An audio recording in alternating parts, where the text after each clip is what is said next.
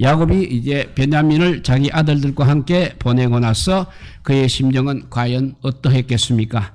무엇보다도 베냐민에 대한 걱정 때문에 아마 잠도 제대로 자지 못했을 것입니다.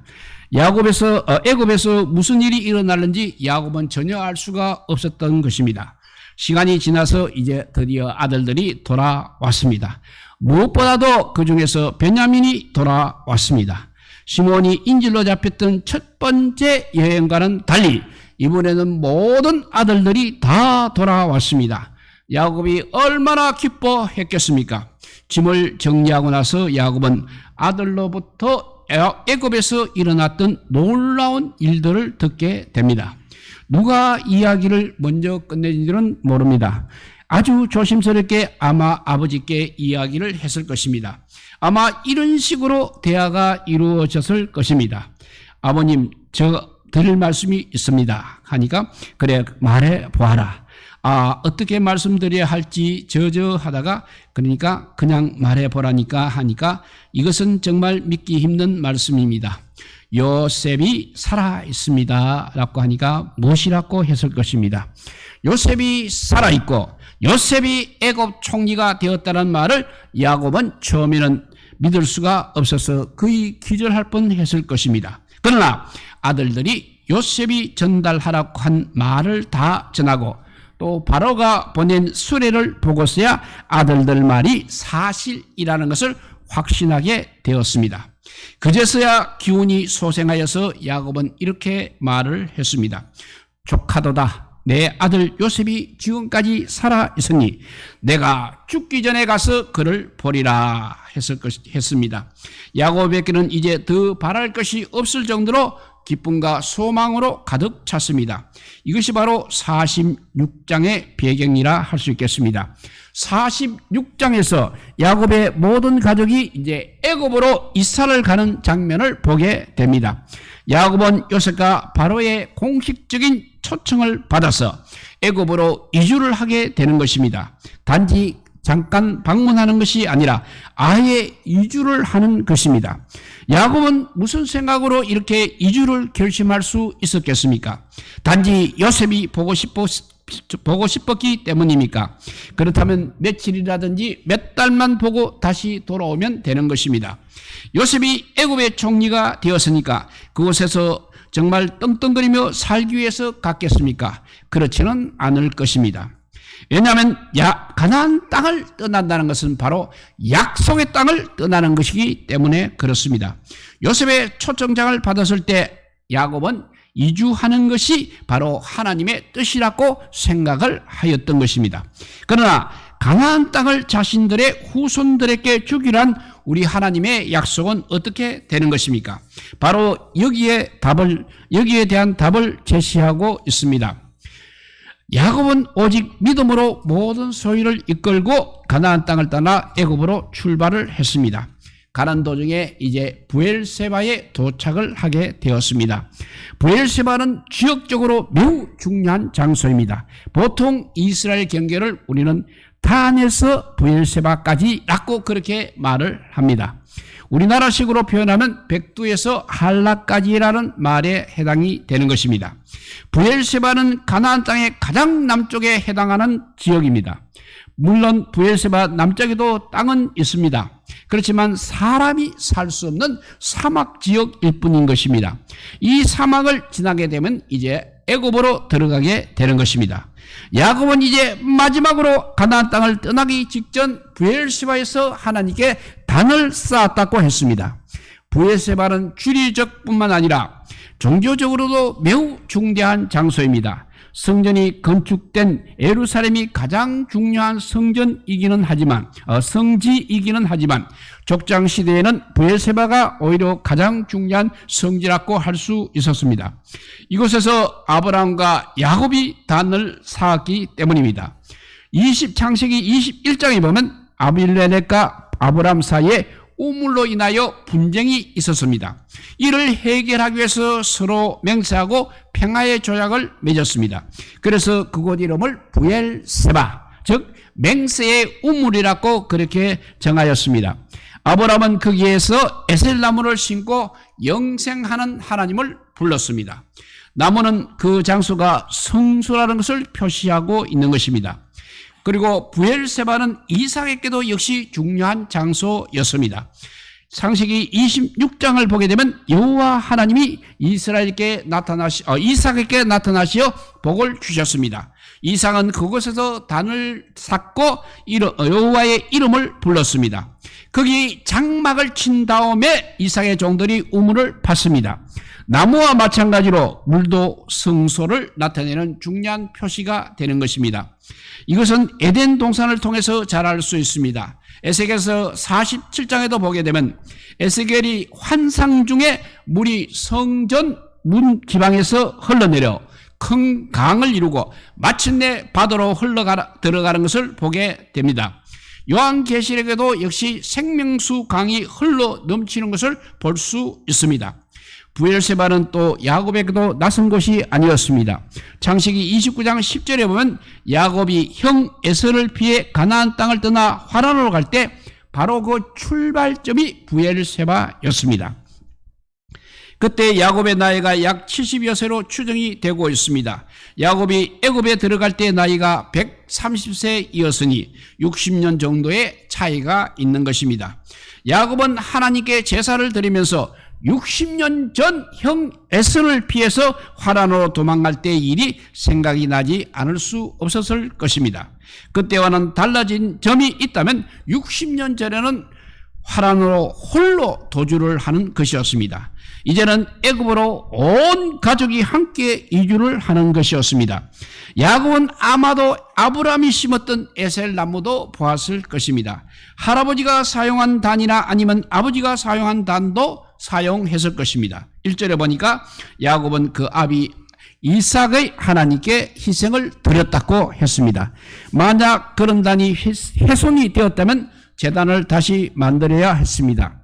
그 당시에 단이라는 것은 바로 큰 돌을 깎아서 만들었습니다. 기계가 없었던 시절에 단을 하나 만든다는 것은 결코 쉬운 일이 아니었습니다. 따라서 희생을 드렸다는 말을 오늘날로 말하면 예배를 드렸다는 식으로 단순히 이해하는 것은 조금 적절하지 못하다고 할 수 있는 것입니다.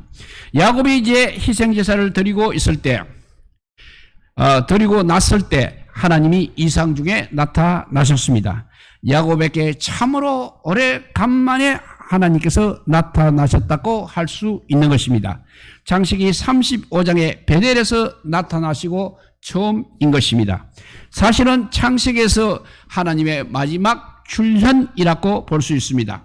따라서 우리는 오늘 본문에서 창세기에 기록된 하나님의 마지막 말씀을 읽고 있는 중입니다. 아브라함에게 처음으로 나타나서 본토 친척 아비 집을 떠나서 내가 너에게 지시할 땅으로 가라고 하신 하나님은 이제 마지막으로 야곱에게 나타나셔서 애굽으로 가는 것을 두려워하지 말라고 위로해 주십니다. 먼저 하나님은 야곱아 야곱아 하고 두 번을 부르셨습니다. 이 부름에 야곱은 내가 여기 있나이다 라고 대답을 하였습니다. 야곱이 대답을 하자 하나님은 자기 자신을 하나님 곧 너의 아비의 하나님이라고 소개를 하였습니다. 여기서 아비는 단지 이삭뿐만 아니라 이삭의 아버지 아브라함도 포함하는 것으로 보아야 할 것입니다. 우리는 우리가 섬기는 하나님이 막연한 하나님이 아니고 구체적인 하나님이라는 것을 잘 인식할 필요가 있습니다.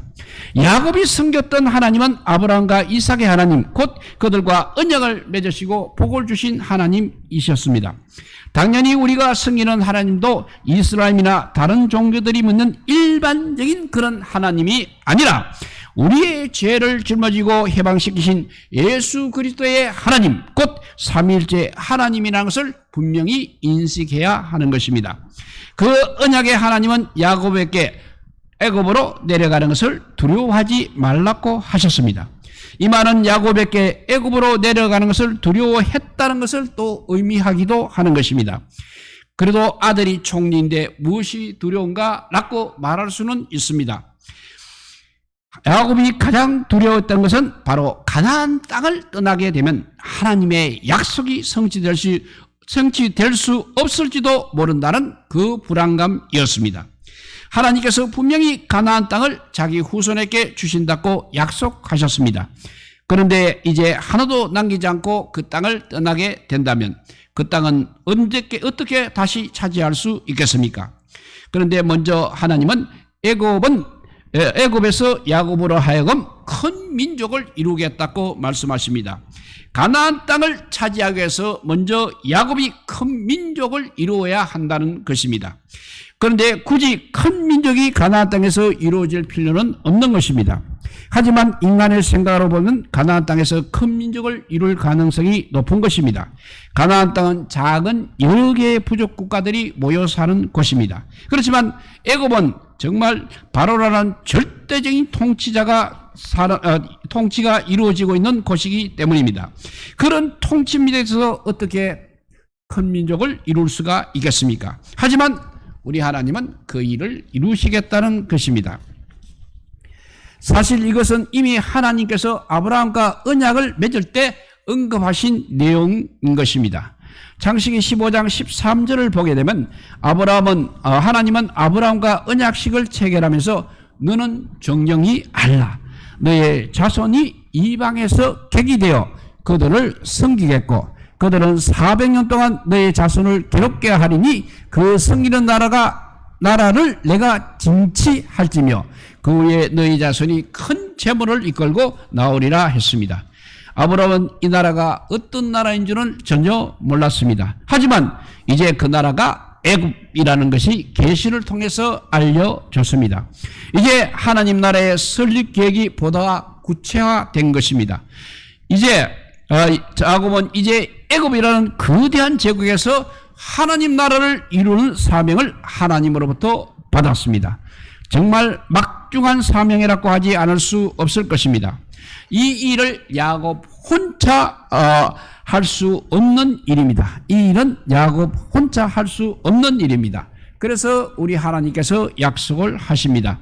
내가 너와 함께 야곱으로 내려가겠다고 약속하십니다. 더 나아가서 정녕 너를 인도하여 또 다시 올라올 것이다.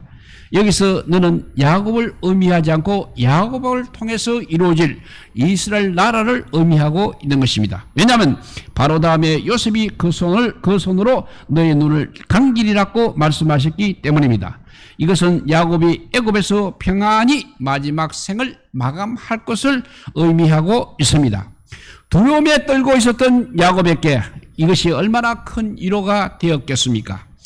이제 브엘세바에서 잠시 머물던 야곱은 이제 하나님의 말씀을 받고 믿음으로 브엘세바를 떠날 수 있었습니다. 야곱의 아들은 바로가 보낸 수리에 야곱과 처자들을 다 태웠습니다.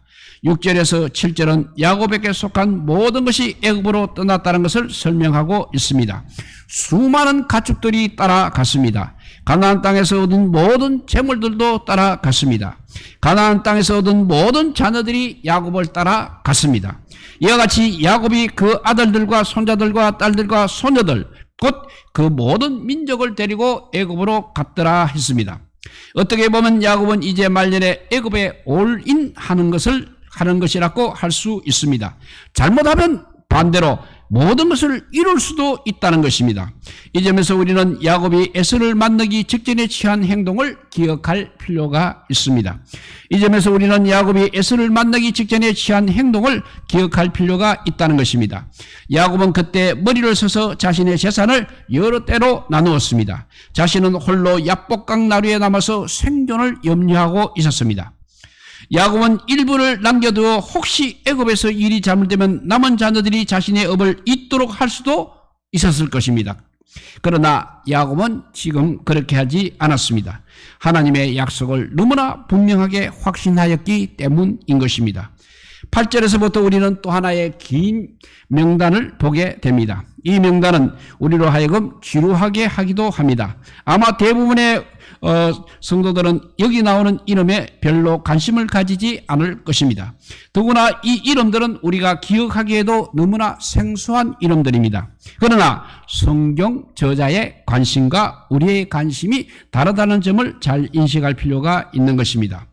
7절은 야곱의 모든 자녀들이 애굽으로 갔다고 그렇게 총괄적으로 진술을 하고 있습니다.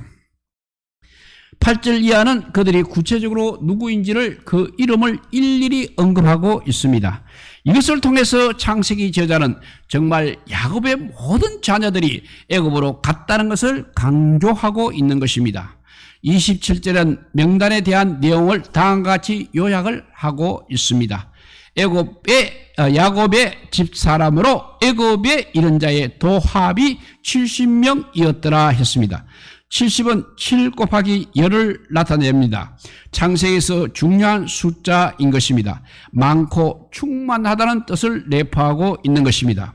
야곱이 죽었을 때 애굽 사람들이 70일을 애곡하였습니다.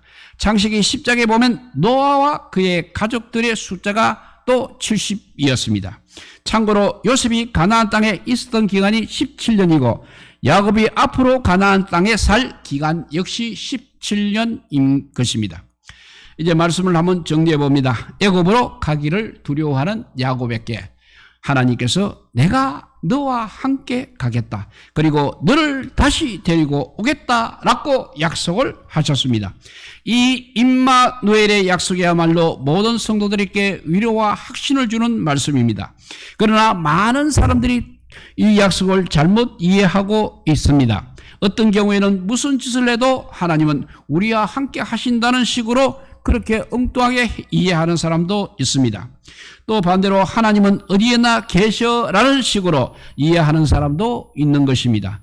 지금 하나님은 야곱에게 무엇을 약속하고 있는 것입니까? 애굽으로 가는 길에 함께 하시겠다고 약속을 하셨습니다. 애굽에 가서 하나님은 무엇을 하실 것입니까? 큰 민족을 이루시겠다고 하실 것입니다. 큰 민족을 이루기 위해서는 자녀들을 많이 낳아야 할 것입니다. 결국 강대한 애굽이라는 제국의 통치 아래서 하나님의 나라를 이루는 일을 우리 하나님께서 하실 것입니다. 이 일에 수정될 때 하나님은 그들과 함께 하시겠다고 약속을 하십니다. 우리 교회는 아주 작은 교회입니다. 이 교회는 그래도 대한민국 사회 속에서 살아가고 있습니다. 우리나라는 하나님 나라를 세워가기가 쉬운 나라가 결코 아닐 것입니다. 우리의 자녀들을 제대로 된 신앙인으로 키우기 역시 어려운 나라일 것입니다. 그러나 우리가 이 일에 수정을 할 때 하나님, 아브라함과 야곱, 이삭과 야곱의 하나님께서 우리와 항상 함께 하실 것입니다. 예수님도 제자들에게 모든 민족으로 제자를 삼는 사역을 수행할 때 세상 끝날까지 그들과 함께 하시겠다고 마지막으로 약속을 하셨습니다. 이 약속 앞에서 우리는 어떻게 해야 하는 것입니까? 야곱과 같이 믿음으로 순종을 해야 하겠습니다. 우리의 자녀들을 포함하여 모든 것을 주님께 맡기는 것입니다. 그렇게 할 때, 주님께 맡길 때 하나님께서는 우리의 믿음을 사용하셔서 우리로 하여금 반드시 큰 민족을 이루게 하실 것입니다. 이 함께 하시겠다는 임마누엘의 축복이 오늘 우리 모든 성도들에게 임마누엘 하시기를 주님의 이름으로 축복드립니다. 기도하겠습니다. 사랑의 하나님 감사합니다. 하나님의 뜻에 합당하게 우리가 순종해야 하는데도 불구하고 하나님의 뜻을 잘못 해석해서 우리가 늘 어려움을 당하고 있습니다.